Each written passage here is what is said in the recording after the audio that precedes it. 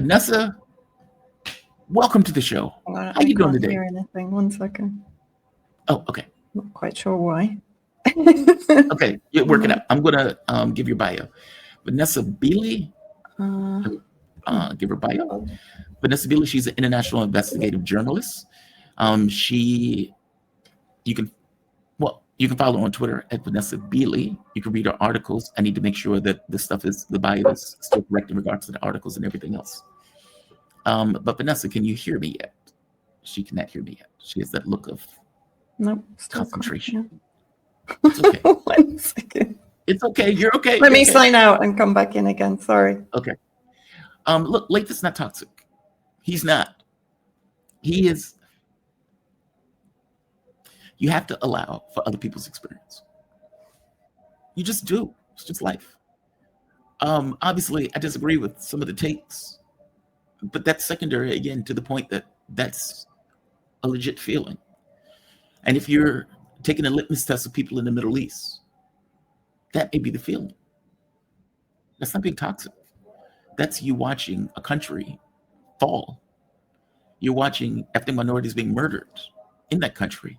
I mean, for God's sake, Syria had these gorgeous women in bikinis on the beach weeks before jihadist animals, the hordes, invaded and overthrew the country.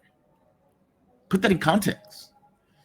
And if that's your country, and you're watching your country effectively not just fall, but a terrorist organization take over that country with the help of the West, you may feel salty. He's not toxic. He's just been straight. But that's how you doing? Can you hear me? Yes, I can now. I don't know what happened. Something went wrong in the ether. It is okay. Success is a damn good thing. How you doing today? You doing all right? Yeah. You know, with the state of the world, it's quite hard to maintain any kind of buoyancy, but we try. You are not the only one that have told me that. I've had conversations with people who have been in the depths of depression over the stuff, especially people who are living in the area or related to the area. And just for the audience, Vanessa Beeley, she's an investigative journalist. Vanessa, where can people find your work right now? This may be old. No. The best place is probably at Substack. That's where I sort of publish pretty much everything. Telegram, and X, YouTube. Under Vanessa Beeley. It's very easy to find. Okay. All right. I will put this in your bio. The reason I brought you on, I saw a post that you made, and it piqued my interest. And it wasn't just you who made this post. Another gentleman, Kavork, also made a video. And both of you were effectively talking about this depressing scene that came out of the Kremlin the other day. Yes. You mean the welcome of Al-Qaeda to the Kremlin? Yes. Yeah. And Putin shaking his hand. God. Look at them and all. There's this still frame of this that I'm fascinated by. Look at Putin's face. He clearly doesn't want to be there. And he clearly doesn't want to be in this picture. But he's in this picture. I don't know. Oh, let's get into that. I don't know. Let's get into that. I might disagree with you on that one. No, I mean, Putin's face is incredibly inscrutable anyway. You know, it's very difficult usually to tell what he's thinking or so on. But it looked like he had to either go to the bathroom or he just didn't want to be there. But fair enough. He's like, oh my God, this picture is being taken. Might have something to do with standing next to someone that's towering over him as well. That's that too, right? It's like this is the hand that's chopped off heads.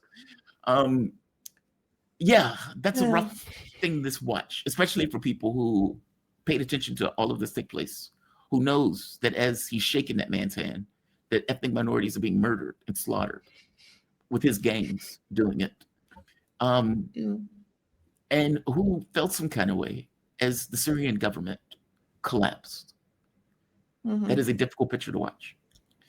Give me your take, just in general, of all of this. Because you pointed out this is a dark day in Russian history.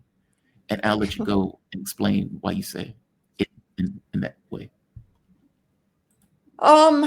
Look, I think the position I take is that Russia, the mistake that was made, in my humble opinion, as someone that was living in Syria for the last 5 years and remained until Damascus had actually fallen and was present on the ground during the last battles, from basically Tartus to Hama, Homs, and then I ended up in Damascus the day before it actually fell.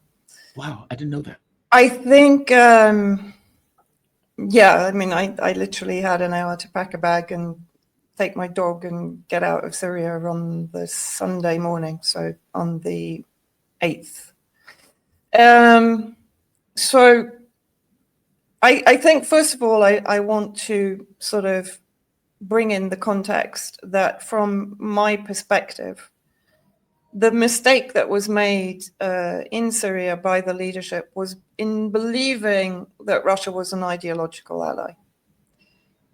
And while when I look at the bigger picture, there were mistakes made on both sides throughout Russia's intervention. So from 2015 up until December 2024, there was mistakes made from the leadership of Syria. And I think from 2020 onwards, when Trump brought in the Caesar sanctions, which were on top of, 10 years, 9 years of war and energy deprivation, because, of course, the United States was occupying the Northeast and the oil and agricultural resources there, both directly and through its proxies, first of all, ISIS, and then the Kurdish factions in the Northeast. And Idlib had been allowed to fester, the armed groups there, under the dominance of Jolani. I wouldn't say leadership, because Jolani was maneuvered into position. The US, Washington, carried out assassinations of his main opposition in Idlib to ensure that he remained in power. And we know that, interestingly, that combined with, from 2020, when we also had the assassination of General Qasem Soleimani and Abu Mahdi al-Mohandes, the leader of the Iraqi resistance, by Trump, who had lured them into a trap under the auspices of it being a diplomatic mission. And then, of course, we know that they were assassinated. So all of this kind of combined, in my opinion, from 2020 to really push Syria into an economic freefall, which, and again, this, we have to remember that this situation is orchestrated, right? Which allowed corruption to flourish. In my opinion, again, it's reduced the central governance and dispersed it into mafia cartels that were running the country from different areas of influence and corruption. And that included the Syrian Arab Army. At the same time, Russia was pushing President Assad towards normalization with Saudi Arabia and the UAE. This was very much Russia's plan, because Russia actually wanted to get Iran and Hezbollah out of Syria. That was very clearly their plan, to increase their influence on Assad, to benefit from their relationship with Assad, to consolidate on their position in Syria, of course, on the coast, but also in the northeast, in Qamishli, and in the south. And by doing so, to a large degree, they reduced Assad's relationship with Iran and with Hezbollah. They damaged it, actually. In 2023, Damascus expelled the Ansarullah embassy. This was on the basis, it was negotiated by Iran, but it was on the basis that Saudi Arabia, if this were to happen, would increase humanitarian aid to Syria, which we never saw happen. And by pushing Assad towards Saudi Arabia and UAE, what this ultimately means, of course, is pushing Syria towards some kind of normalization with Israel. And I genuinely believe this is what Russia was trying to achieve. Why do I think that? Because if we look at the Russian relationship with Israel, they don't have necessarily cast iron strategic agreements and partnerships in place, but they have what is known as a beneficial mutual friendship.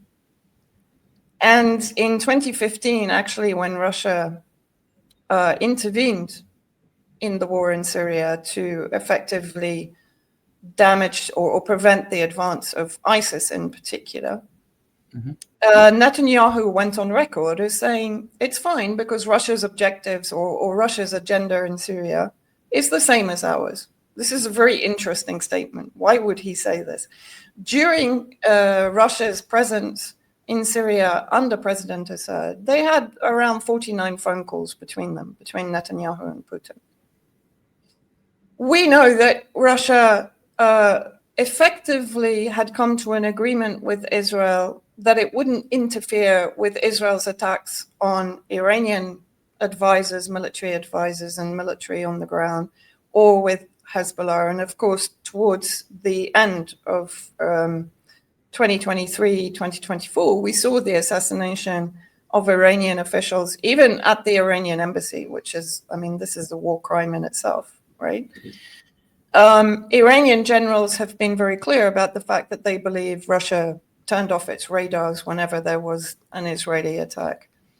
Russian air defense didn't participate in the taking down of missiles. They weren't necessarily needed, to be fair. The Syrian Arab Army did an excellent job with relatively rudimentary equipment. I mean, it's still good equipment, but they did a good job with what they had, because a lot of people talk about, you know, the fact that Russia had effectively supplied the S-300s, but we were told that they had never actually really given the Syrian army the training needed to use the S-300s. At the same time, Russia was providing a service to Israel in the south by effectively acting as a kind of UNIFIL policing operation on the border with the occupied Golan territories. This was in order to prevent Iranian or Hezbollah or Palestinian resistance factions reaching the border of the occupied Golan territories, right? So they were effectively defending Israel's occupation of the Golan. If we then also think about, I mean, there's 100 million things I could talk about, but let's focus on Idlib, for example. In 2019, the Syrian Arab Army had made massive inroads in the liberation of southern Idlib, northern Hama, which borders Idlib. Right. And they had the opportunity to actually advance and take Idlib. They could have done so. At this point, Russia and Iran came to an agreement that they would halt those advances on the basis that Turkey would basically dismantle the Al-Qaeda elements over time, right? What happened? This is history now. We know what happened, right? Is that Turkey effectively used that opportunity to increase its bases in Idlib. It basically invaded. I remember being in Sarakeb, which is in southern Idlib, in, when was it, 2018. Mm-hmm. And the army had just retaken Sarakeb, the Syrian army. It was Turkish drones that attacked, and I was there when the charred bodies of the Syrian army soldiers were driven past us in lorry loads, truckloads, to the hospital. And it was temporarily retaken by the terrorist factions. Russian air defense did nothing. And at that point, Lavrov actually sent a message of condolence to Erdogan on the death of Turkish soldiers, military, that had invaded Syria. So this is just, I'm talking partly as analysis, partly from what I actually saw on the ground. Another time I was in Jurin, which is a small town in northern Hama, southern Idlib. And from the town, you could actually see the Turkish outposts and surveillance installations. And while I was actually interviewing a family in Jurin, we were attacked. How do I know that we were directly attacked? Was because the shelling came in at decreasing distances away from where we were. So we knew that they were actually honing in on where we were, right?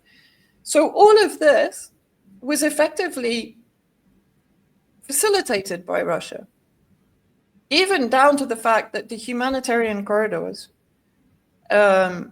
at Bab al-Hawa, for example, that were being used by the UN, but of course were being abused by the armed groups to bring in weapons and equipment, and also to provide revenue for those armed groups, were not fully closed down. Bab al-Hawa and one other corridor was still running, and Russia didn't veto this. And I remember having a conversation, it's like, why aren't you shutting these corridors down? Because effectively they're just bringing in equipment and forces to enable the development, the reinforcement, and the rearming of all of these various terrorist groups that, under the Russian facilitated reconciliation agreements, were bussed out of the various areas that were liberated by the Syrian Arab Army into Idlib.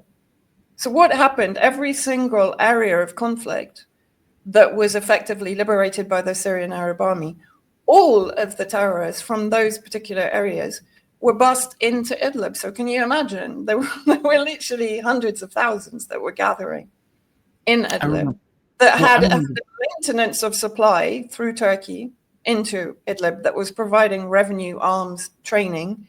And in the last year, very important, Ukraine was coming in. Ukrainian special forces were coming into Idlib and training, combat training, Jolani's forces, and Jolani in return was sending militia to Ukraine to fight against Russia.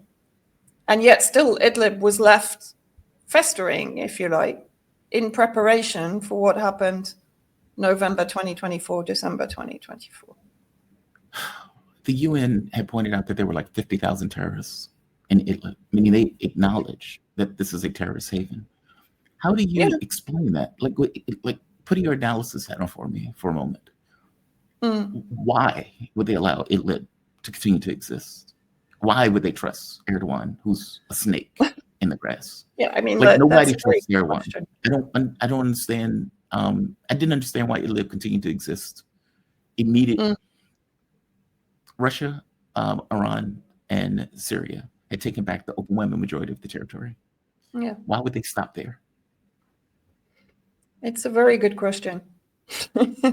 Whether it was totally based on trust of Turkey, I think to a good degree it is, and it's a fatal mistake if that really is the case.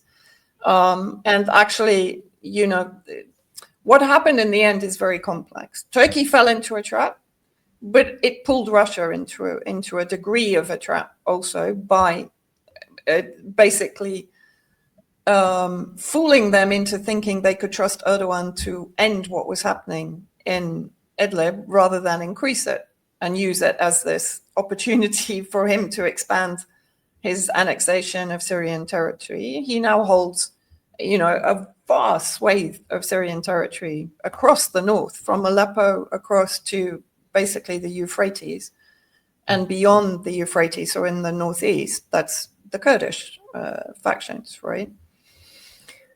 So that's a very difficult question to answer, to be honest. If I want to put on my very cynical hat and seeing now the collaboration between Russia and Israel, perhaps this was eventually part of the ultimate plan. Because the thing is that when you look at what Russia facilitated, and even myself at the time, I thought, okay, this is good because Syria is showing mercy to these armed groups and so on. They're giving them amnesty and reconciliation. They're giving them an opportunity to be resegregated into Syrian society. to be reabsorbed into the Syrian armed forces. But they betrayed the Syrian armed forces on a number of occasions. There was a massacre in Kabul in the outskirts of Damascus because of the reabsorption of these armed groups that basically gave away the positions of the Syrian Arab army to the terrorist groups, right? And at the same time, in Dara, in the south, and you have to remember, Russia negotiated all of these amnesty and reconciliation because they were seen as a neutral power, a neutral peace broker, if you like, between Damascus and the armed groups, many of which also are not Syrian. We have to remember that. When Russia effectively took control of Dara in the south, and again, I went there after it had come under the control of Russia, what they would do is they would effectively leave the areas that they had administration of from a reconciliation perspective. They would leave those areas under the control of elements of the armed groups that remained behind. So in Dara, it was Shabab al-Sunnah who remained in control. And Russia actually then formed the 5th Corps, which is part of the 8th Brigade, I hope I've got that right, under the control of Ahmed al-Awda. So these were a conglomeration of armed groups that were brought under the Russian umbrella and left to basically police the area around Dara. And it's interesting to note that when Damascus fell, they were the first to enter Damascus, not HTS, not Jolani. They were the first. And they were the ones who actually, apparently, according to various testimonies, they were the ones that extricated President Assad and took him to the airport. And from there, we know he went to Khammim and then to Moscow, where he's been given humanitarian asylum, not political asylum, which I find still is bothering me. What's the difference? The difference is basically, I think, under Russian law, political asylum gives you immediately far more rights. You have the right to become a Russian citizen. You have some defense against extradition. Humanitarian asylum is sort of less inclusive, less comprehensive. I'm not an expert on Russian law, but I did look it up on AI, so I can't guarantee that the answer is 100% There's correct. obviously a difference. Otherwise, they would call it political. Yeah, there is a big difference. And political asylum is not very often handed out, of course, by Russia. But you would think that someone that had been an ally of President Putin since he came to power, so since 2000, I mean President Assad, you would think that there would be political asylum, not only humanitarian asylum. If someone is an expert in asylum laws in Russia, please feel free to fill me in on any details that I'm missing. It's just a question I've raised because I don't quite understand why it's only humanitarian asylum. Explain something to me. Russia, the deal that they've effectively made with Jolani, Jolani is effectively a stooge of Istanbul. At the very least, that's the way it's understood. Turkey has a massive sway in regards to the politics and affairs of Syria currently.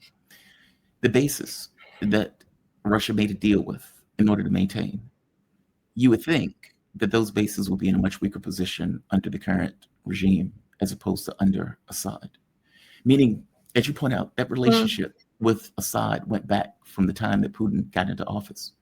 Why would they be willing to give that up? That just seems to be such a loss. Like it seems to be a profound loss, not just for Syria, but also for the relationship between these two countries. But I don't think Russia perceives that it has given it up. This is my point. This is where I think you have to look at the pragmatic realpolitik of this, right? I think what Russia is doing is what is best for Russia. And this is my point. I don't think anybody should see, and I'm not actually saying there's anything wrong in that, by the way. But what I'm saying is that people should stop attaching their own ideological vision onto what Russia is doing, because I think that is the mistake.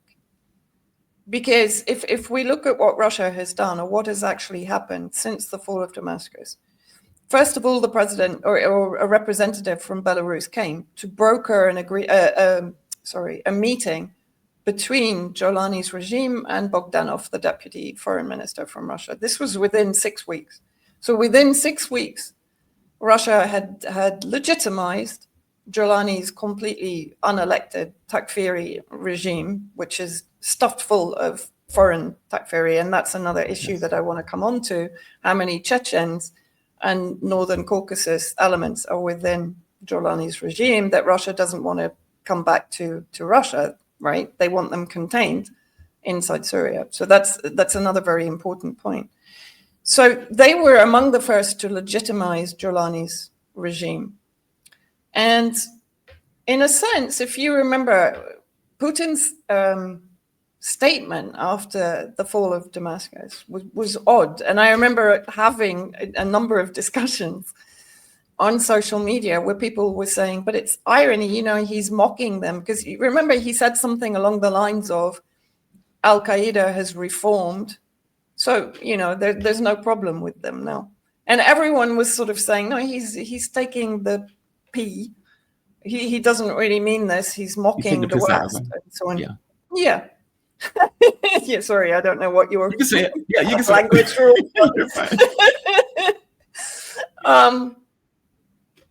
And for me, this was a very odd statement to make. And then that was followed so quickly with this legitimization of the regime. And then what we saw was Israel lobbying Trump for Russia to maintain its bases in Syria.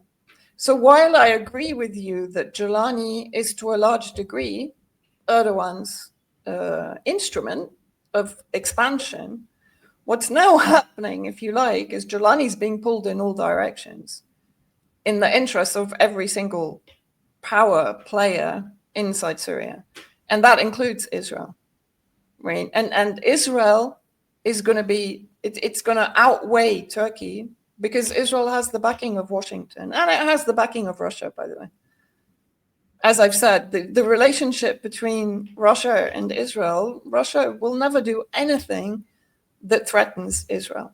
Never. And that's one of the reasons why Russia, as one of the BRICS countries, Putin has never declared that what Israel is doing in Gaza is a genocide. They've maintained trade relations with Israel. They haven't economically boycotted Israel. Lavrov has even basically said that what Israel's goals against Hamas are the same as Russia's goals in Ukraine. You know, so yes, we have to understand this relationship between Russia and Israel. It's very important. And we shouldn't downplay it because Russia will protect that relationship at all costs. And we can talk more about this.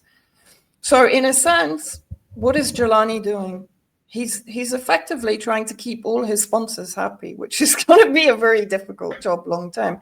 And not only does he have to keep all his sponsors happy, he has to maintain the loyalty of his Takfiri forces. So if he's seen to pivot too far towards Israel or normalization with Israel, he's going to piss off the more extremist fanatical factions within his forces, which include ISIS.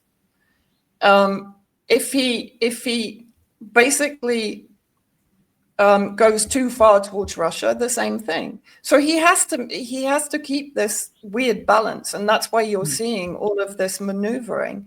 But ultimately, what is the goal? The goal is to partition Syria, and Russia is part of that goal. Because what is Russia seeing? It's seeing an opportunity to not only consolidate its position on the coast.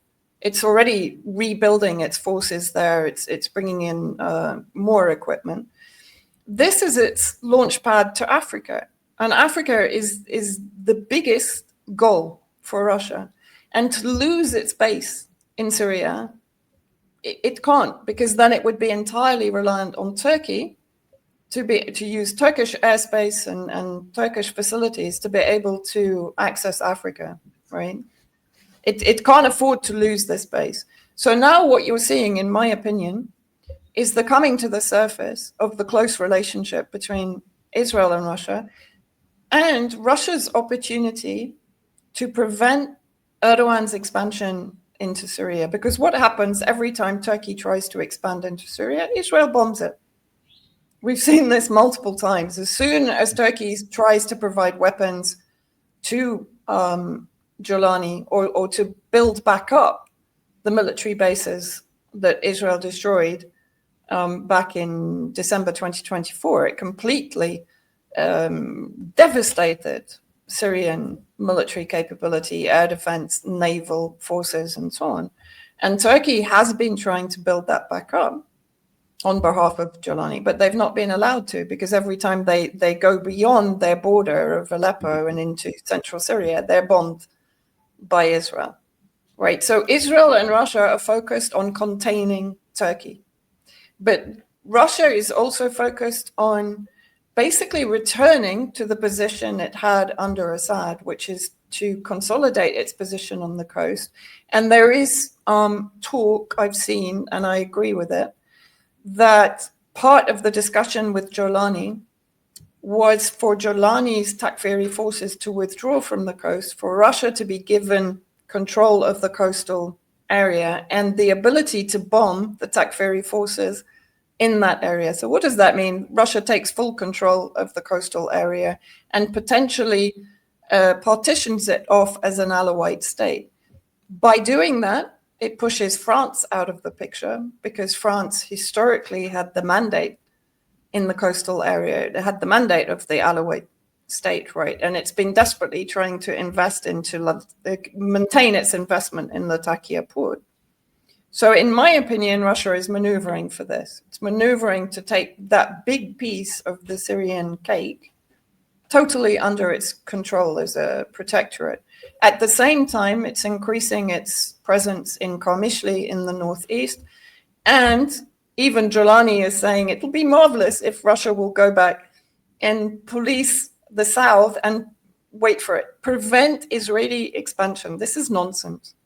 Russia's not going to do anything to prevent Israeli expansion. It's best friends with Israel, right?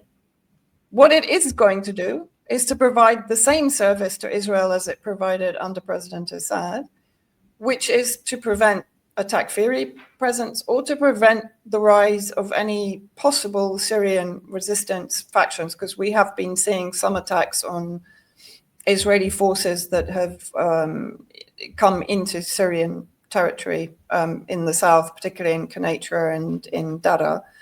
Mm-hmm. And why is this important? Because basically Israel wants control of all of the south and Sweda, where we've seen, this is where it gets very complex, where Jolani had the meeting in Baku with the Israeli officials, and immediately after, the massacre of the Druze in Sweda began. So this was clearly orchestrated. Jolani was clearly in on it. He weaponized the tribal factions against the Druze factions, but even his own HTS forces and ISIS forces joined in the slaughter of the Syrian Druze in Sweda. And what did that do? It opened the door to Israel to come in as a protector of the Druze in Sweda and take control. Russia will help this, because this will enable Israel's David's corridor to go up the eastern flank of Syria, so the border with Iraq and Jordan, link with the Kurdish factions in the northeast, which gives them full control of Syrians' southern and eastern border, right? So what I'm trying to say is the discussions in Moscow, in my opinion, one is that Jolani must be aware that he's not going to be allowed to have his military rebuilt by Turkey. This is perfectly clear to him right now. And much, much earlier this year, he had a conversation in Idlib where he was telling people basically, no, it's fine, we'll get weapons from Russia.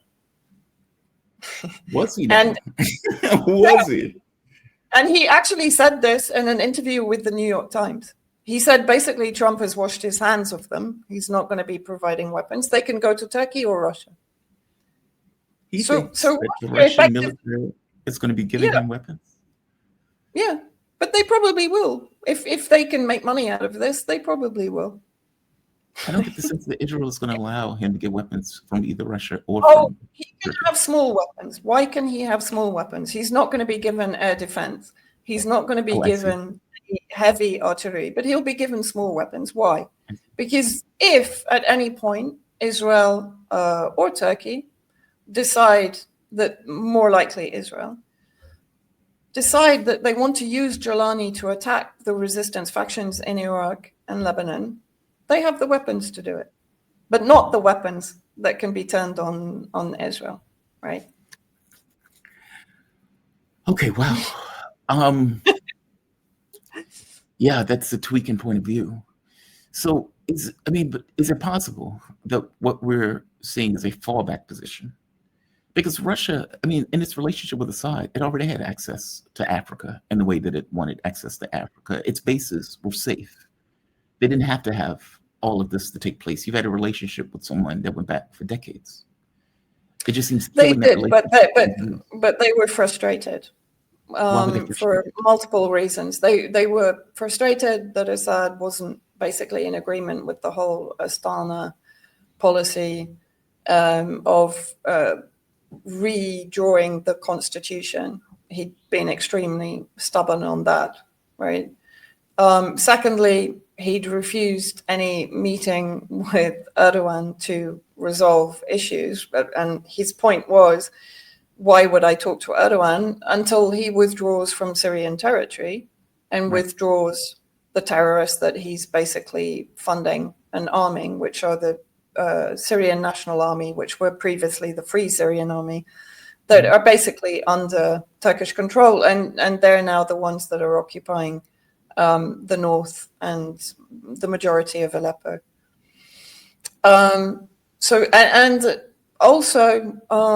He wasn't fully doing what I think Russia wanted him to do, which was to expel Iran and Hezbollah completely.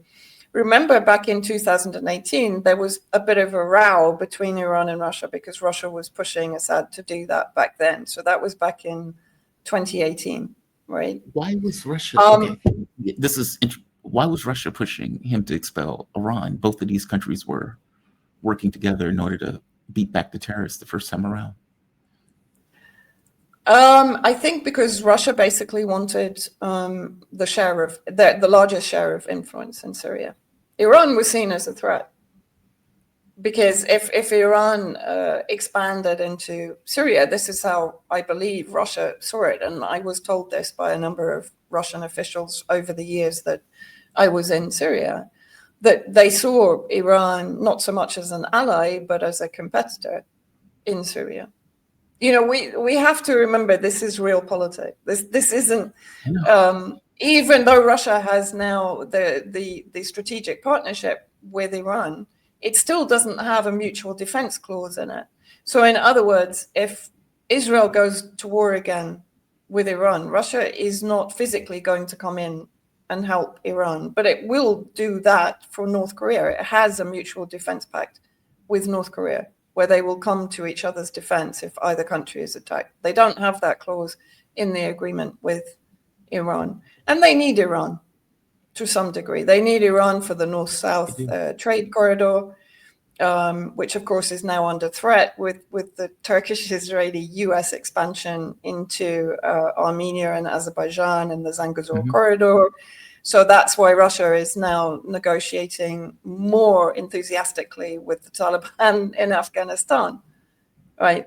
So what I'm saying is it all makes sense when you look at it from a realistic perspective, and when you take the ideological content out of the discussion. That's how I tend to view it. In a sense, I understand what Russia is doing. Whoever caused the loss of Assad, that's another very complicated conversation. But however it happened, ultimately Russia had to make sure that they maintained their presence in Syria. Yeah. And so if that means legitimizing and recognizing a Takfiri government, clearly for Russia, that's not a problem. And I just want to come back to this point on the terrorists, the Takfiris that are under Jolani's command.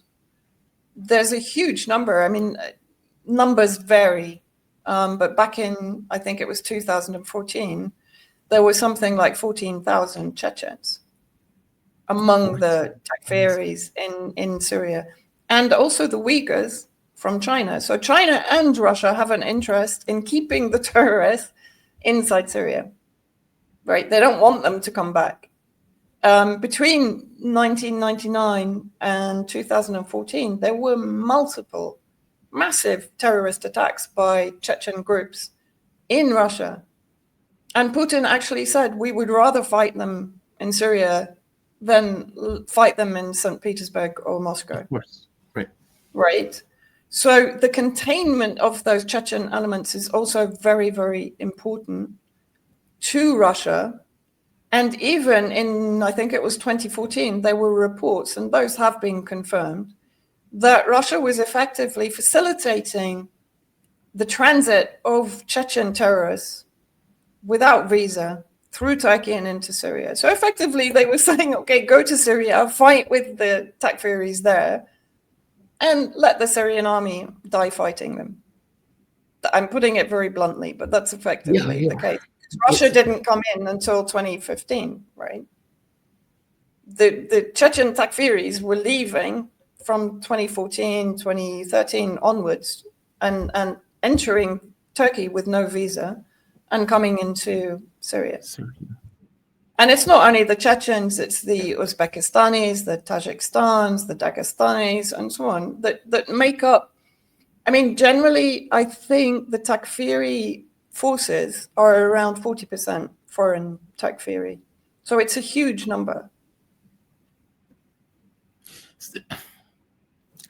There was a conversation, I think it was Kevork yesterday when he was talking about this.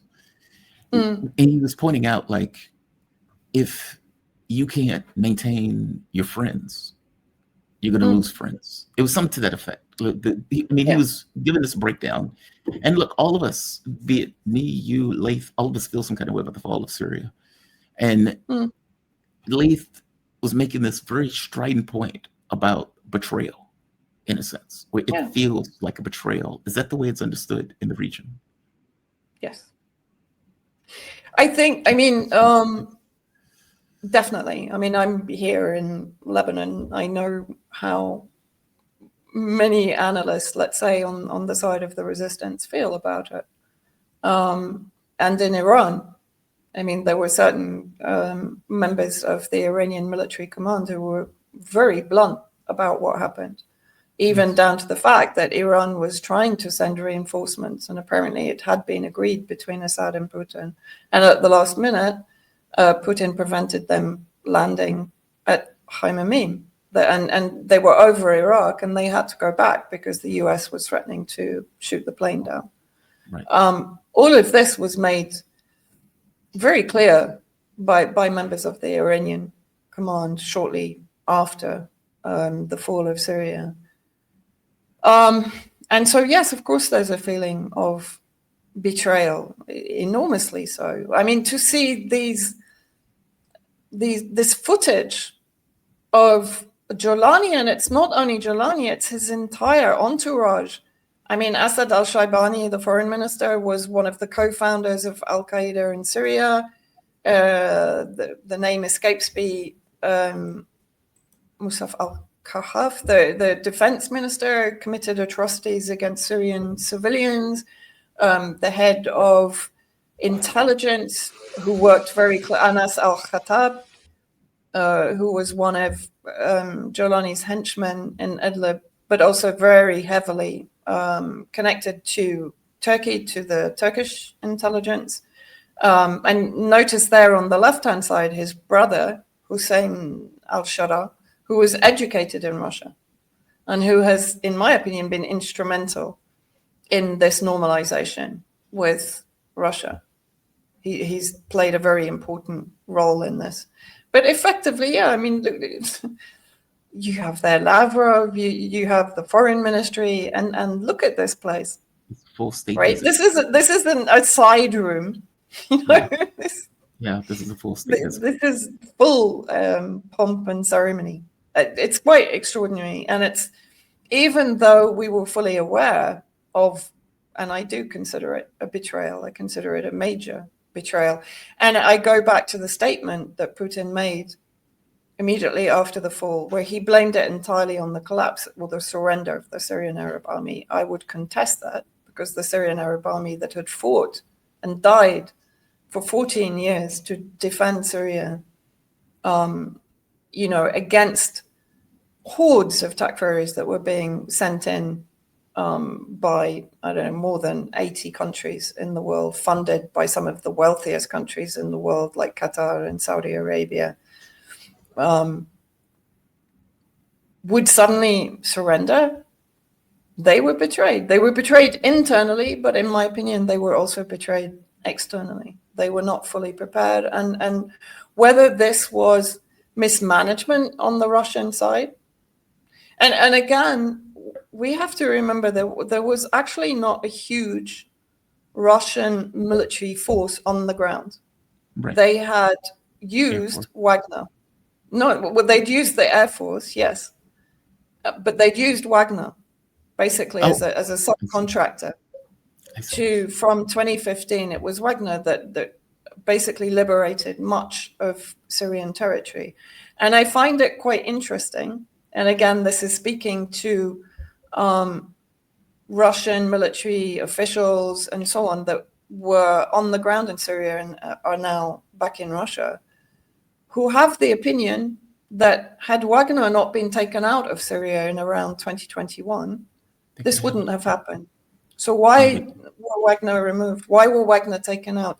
And I don't know if you maybe don't remember or weren't aware of, but in 2018, there was a major incident. There was a major clash between the Russian military and Wagner, in the sense that Wagner, Hasham, the Battle of Hasham in 2018, when Wagner and Syrian army forces tried to retake one of the oil fields from the American forces.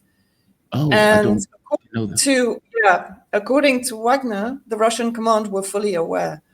They were bombed by the Americans. They were slaughtered by the Americans in trying to do this. And the Russian command didn't come to their help at all. And afterwards, when Prigozhin was really angry about this, because he considered that his forces and the Syrian forces had been sacrificed, the Russian command denied all knowledge, basically. So they kind of washed their hands of Wagner and said, no, this was a rogue operation. We didn't know anything about it. And so to a degree, there's many questions that I have more than answers in some ways. But to a degree, the relationship that we now see between Russia and Israel, for me, is extremely telling. Because this now means that Russia is entirely collaborating with Israel in order to maintain its presence in Syria. It's not really Jolani. Jolani is to a degree an instrument, but they can manipulate him. And we have to remember this isn't the first of the meetings. Shaibani has been to Moscow. They've had multiple meetings and conversations prior to this. And the other thing, which is important, is that Jolani is pushing for the extradition of Assad.